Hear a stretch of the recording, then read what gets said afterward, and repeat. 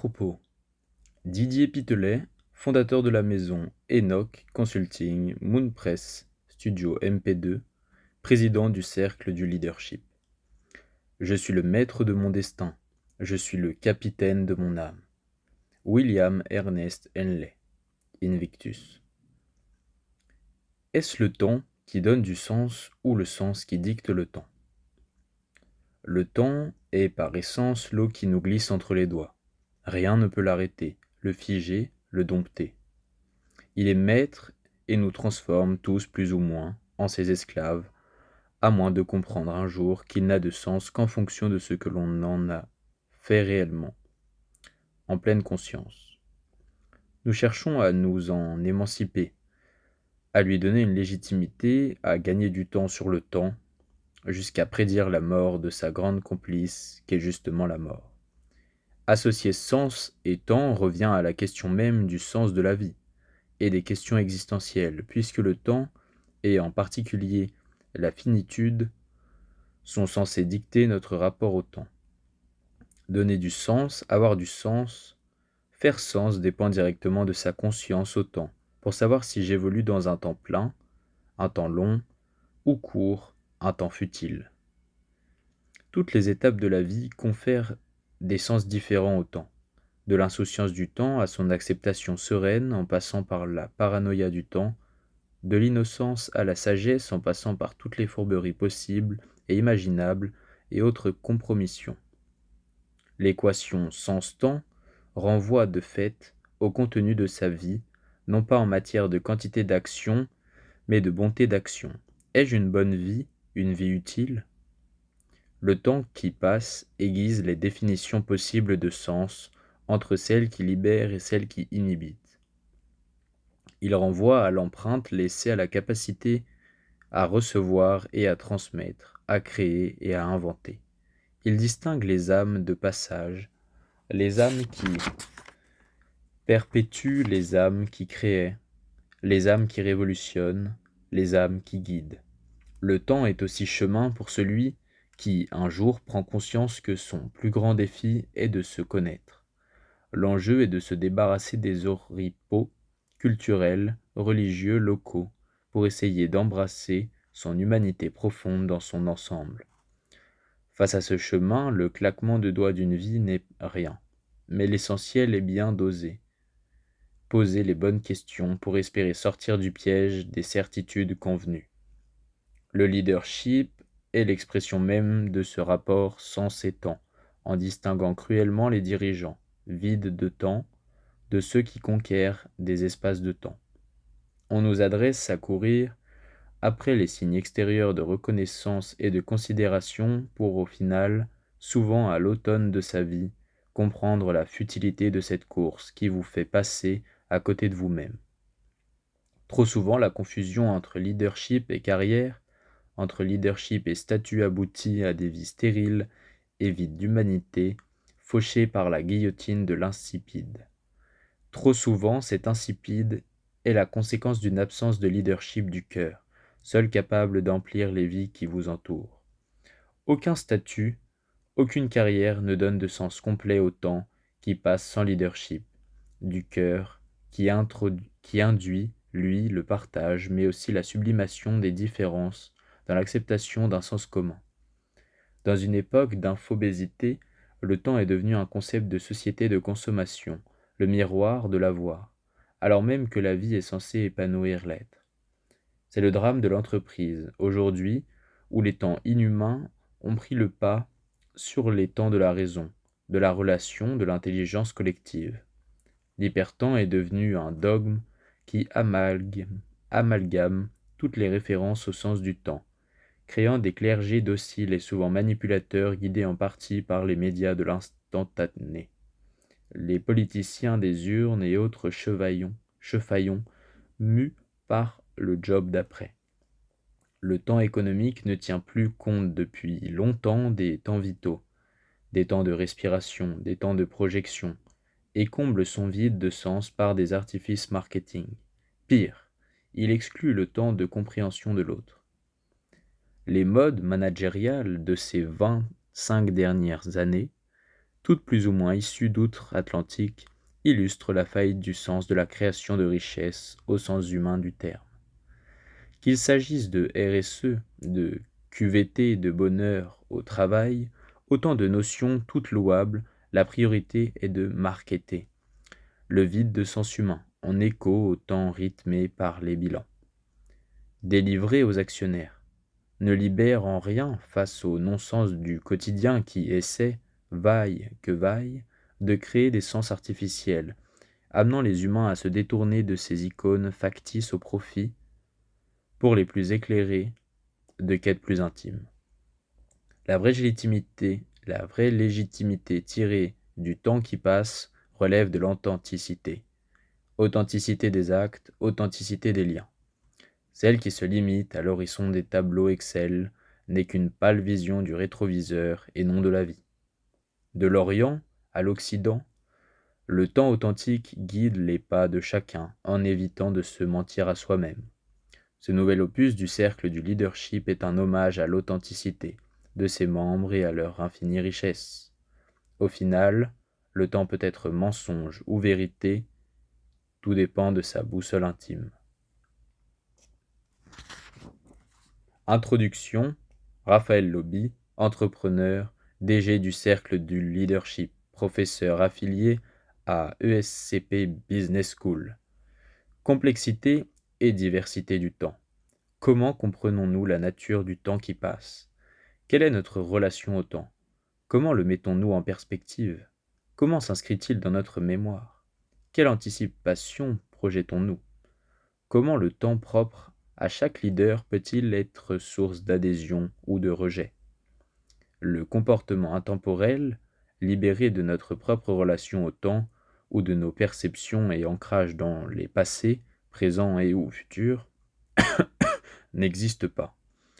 Le temps n'est pas le fruit d'une mesure abstraite, mais il se teinte du vécu et de la conscience de chacun pour devenir une mesure subjective, individuelle comme sociale.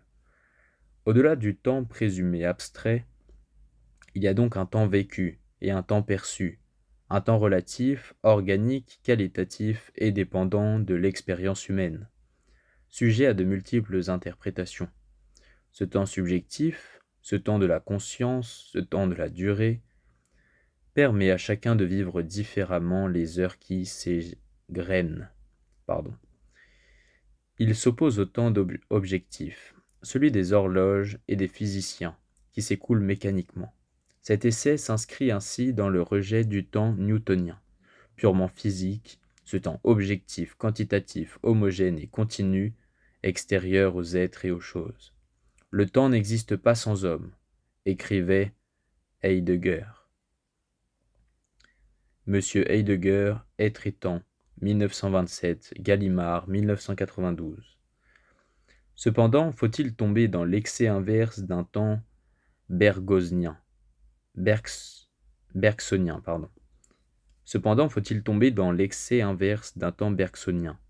qui ne serait qu'une invention de la conscience individuelle, ce que nous appellerions aujourd'hui le temps psychologique? En dissonance avec le concept du temps absolu de Newton, les théories relativistes d'Einstein apportent encore une autre vision d'un temps relatif, mesuré différemment par des observateurs en mouvement ou se situant dans des régions différentes de l'univers. Il y ajoute d'ailleurs la notion d'espace et d'espace-temps. On peut évoquer l'histoire du jumeau voyageur qui rentre sur Terre plus jeune que son frère resté à la maison, ou celle de l'horloge atomique qui, après avoir fait 2 ou 3 fois le tour de la Terre en avion, présente un décalage horaire par rapport à une horloge similaire restée immobile. Ces deux expériences répondent d'ailleurs au concept de dilatation des durées de la relativité restreinte. Et pourtant, ces théories de mécanique classique avec Newton ou de relativité de la notion du temps avec Einstein sont bousculées par la thèse du temps psychologique de Bergson, lorsque s'oppose au temps des scientifiques, le temps des philosophes. Il y a d'ailleurs sur cette thèse une claire opposition entre physiciens et philosophes. Lors de la rencontre du 6 avril 1922 à Paris, Einstein s'est fortement opposé à la thèse de Bergson en insistant sur le fait qu'il n'y a pas de temps des philosophes. C'est à la science qu'il faut demander la vérité sur le temps comme sur tout le reste, et l'expérience du monde perçu avec ses évidences n'est qu'un balbutiement avant la claire parole de la science. Einstein refusait ainsi d'admettre qu'il existe un temps des philosophes différent de celui des scientifiques. L'existence d'une psychologie du temps incontestable ne suffit pas à prouver l'existence d'un temps psychologique. Source YouTube. Souligne le philosophe des sciences Étienne Klein. Ce qui ne l'empêche pas d'affirmer que notre rapport au temps physique est gorgé d'influences de type psychologique. D'ailleurs, ne vous est-il jamais arrivé de trouver le temps long, en fonction des situations, quand votre corps est en souffrance par exemple? Ou au contraire, de ne pas voir le temps passer quand vous prenez plaisir au moment présent? Les événements marquent et ponctuent le temps. Ils en fixent la durée selon nos sensibilités différentielles. Ainsi, pour saint Augustin, le temps est bien subjectif, et il n'y a pas de temps sans l'âme. Saint Augustin, les Confessions, environ 400, Garnier, Flammarion, 1993. Pour Kant, le temps est une forme pure de l'intuition sensible. Kant, Critique de la raison pure, 1781, Garnier-Flammarion, 2006. Pour Bergson, le temps est le temps vécu de la conscience. Bergson, Essai sur les données immédiates de la conscience, 1889, Garnier-Flammarion, 2013. Telle une durée intérieure associée à nos états de conscience. Ibid. Pour Heidegger, le temps n'existe pas sans l'homme. Heidegger, Être et temps. OP. Cite. Mais alors, qu'en disent les sociologues? Une position modérée et commune aux sociologues, proche de celle des philosophes, est celle d'un temps envisagé comme une construction sociale, de conceptions multiples, subjectives et réversibles, plus qualitatives que quantitatives, remplaçant une conception unitaire, linéaire et objective, mathématiquement divisible du temps. Il y souligne un certain nombre de questionnements sur les rapports qu'entretiennent les individus avec le temps. Ces rapports sont souvent mesurés à travers le concept de perspective temporelle, introduit en 1942 par le psychologue américain d'origine allemande Kurt Lewin, spécialisé dans le domaine de la psychologie sociale et des dynamiques des groupes. Cette approche psychosociale de la temporalité est définie par cette perspective temporelle, comme la totalité des points de vue d'un individu à un moment sur son futur psychologique et sur son passé psychologique. Monsieur K. Lewin, Time, Perspective and Moral. In G. Watson, Civilian Moral, Houghton, Mifflin, 1942. La perspective temporelle ou focus temporel fait référence à l'importance relative des périodes temporelles passées, présentes et futures. L'analyse de la dimension psychologique de l'expérience du temps va donc impliquer la prise en compte au moment présent de ce que les individus font du passé et attendent du futur. Alors que le jeune enfant vit principalement dans le présent, au fur et à mesure de sa socialisation, il va gagner en expérience et y intégrer les notions de passé et de futur. Ces expériences temporelles vont alors progressivement être influencées par son vécu, ses perceptions, ses humeurs, ses émotions. Par conséquent, pour Lewin, une perspective temporelle future, positive, augmente le moral et permet d'atteindre des buts valorisants et réalistes. Comme elle, aussi considérablement... Par conséquent, pour Lewin, une perspective temporelle future positive augmente le moral et permet d'atteindre des buts valorisants et réalistes. Comme elle est aussi considérablement influencée par les expériences passées d'échecs et de réussite. Perspective temporelle et marshmallow test. Connaissez-vous le test de la guimauve? Voici une guimauve. Vous pouvez la manger tout de suite, mais si vous attendez un peu, je vous en donnerai une seconde. C'est à peu de choses près ce que Walter Mischel, chercheur en psychologie de la Columbia University, proposa à des enfants pour tester leur capacité à résister à une guimauve posée devant eux sur une table. L'expérience fut menée à Stanford autour de 1972 et il s'agit du test du marshmallow, une étude sur la gratification différée. Quelle gratification? Si les enfants réussissaient à attendre, ils gagnaient 2 guimauves au lieu d'une. Source newyorker.com. Reporting. Bref, c'est en lien. Je reprends. Au cours de cet exercice, Michel donnait à chaque enfant une guimauve, et le laissant seul dans une pièce devant la friandise, mais avant de quitter, l'enfant, le psychologue lui proposait un marché. Il pouvait manger la guimauve tout de suite ou attendre son retour dans la pièce et en avoir 2. Environ 30% des enfants ont réussi à retarder la gratification jusqu'au retour du chercheur, une quinzaine de minutes plus tard. Ces enfants ont lutté contre l'onctueuse tentation, mais ont trouvé un moyen d'y résister. 18 années après cette expérience, Walter Mischel a recontacté les sujets du test pour évaluer leur réussite scolaire et la corréler avec les résultats du marshmallow test. Les différences étaient perceptibles quant à leurs évolutions. Meilleur test d'intelligence, meilleure réussite scolaire, plus grande détermination, plus grande confiance en soi.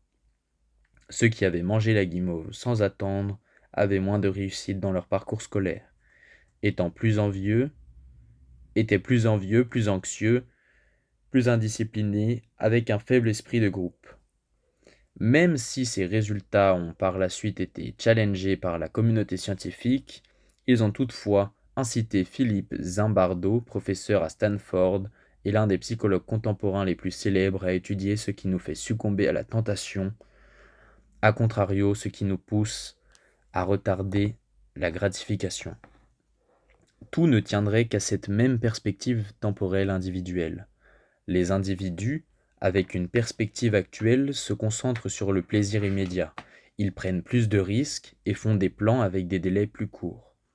Les individus avec une perspective future sont très orientés vers les objectifs. Ils font des plans à long terme et sont plus susceptibles d'en envisager les conséquences futures. L'orientation passée reflète soit une vision pessimiste et aversive, soit une vision nostalgique et sentimentale du passé. Les ancrages passés, présents ou futurs, excessifs ou insuffisants, pourraient induire des biais temporels cognitifs et ces biais permettraient de prédire les réactions des individus à travers divers choix ayant des implications sur les tâches, y compris le traitement de l'information, la planification et la prise de décision. Dans leurs recherches, les chercheurs Zimbardo, Boyd et Boyd reprennent d'ailleurs des analyses déjà formulées par Kurt Lewin. Kurt Lewin, Time Perspective and Moral, op.cite. Qui expliquait comment l'état d'esprit, les émotions et les actes de tout individu sont influencés par leur perspective du temps. C'est ainsi que le mode de pensée de chacun, le codage de la réalité, la détermination du sens et des buts à atteindre serait fonction d'un rapport au temps selon 3 registres, le passé, le présent et le futur.